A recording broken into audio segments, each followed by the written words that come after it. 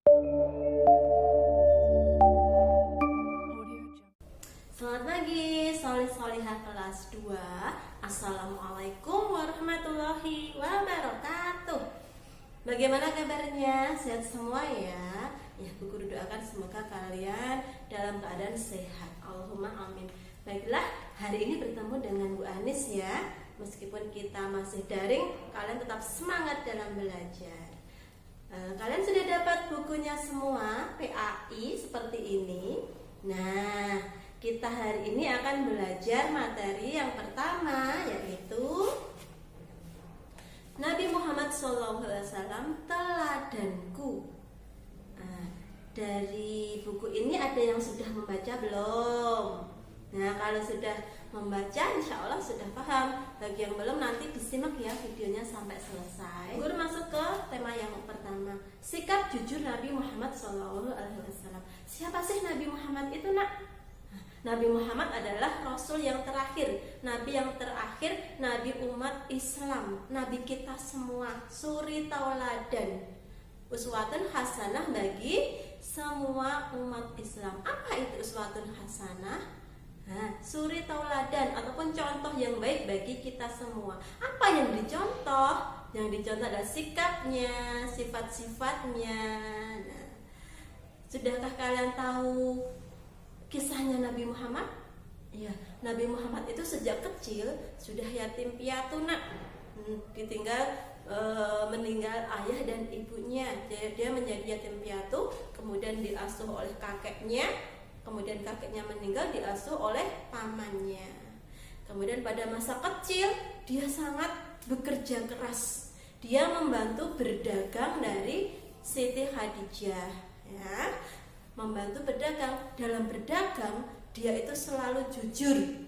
Saking jujurnya, karena jujurnya Nabi Muhammad mendapat gelar Al-Amin, yang artinya, ayo siapa tahu Al-Amin, dapat dipercaya.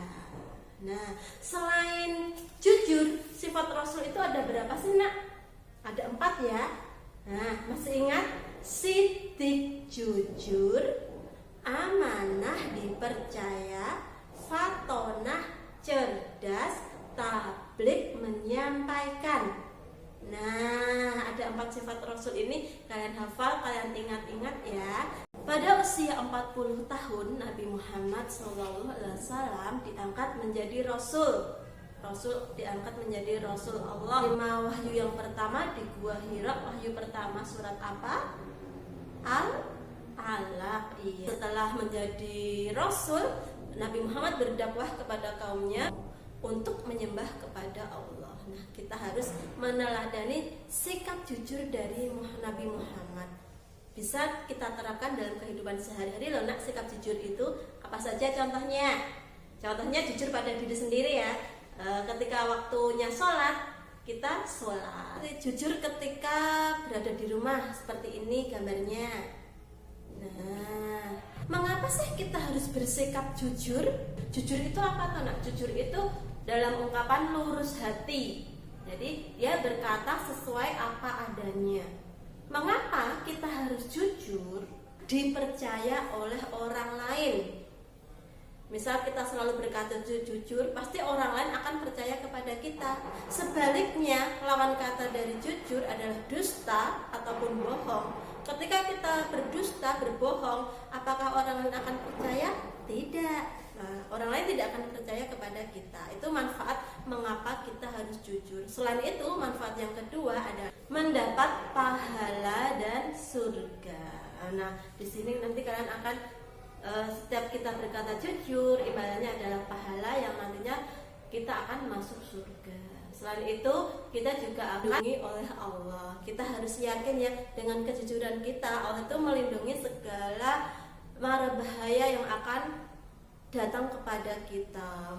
Terus menjaga kesehatan. Selain itu ibadah, berdoa itu juga akan insya Allah melindungi kita dari bahaya, termasuk corona ya. Dimulai dari detik ini, hari ini, dan seterusnya kita harus berusaha jujur ya. Harus selalu ingat bahwa Allah itu mengetahui apa yang kita lakukan. Meskipun kita sembunyi dimanapun, kita sedang melakukan apapun, jujur atau bohong, itu yang tahu hanya kita dan Allah. Jadi kita selalu berhati-hati dalam berkata, dalam bertindak, karena setiap saat Allah itu melihat apa yang kita lakukan. Demikian ya materi keteladanan Nabi Muhammad SAW hari ini. Kita sudah belajar kisah keteladanan Nabi Muhammad dan beserta sikap jujur yang ada dalam kehidupan sehari-hari. Bahkan bukunya dibaca-baca bersama orang tua kalian, dipahami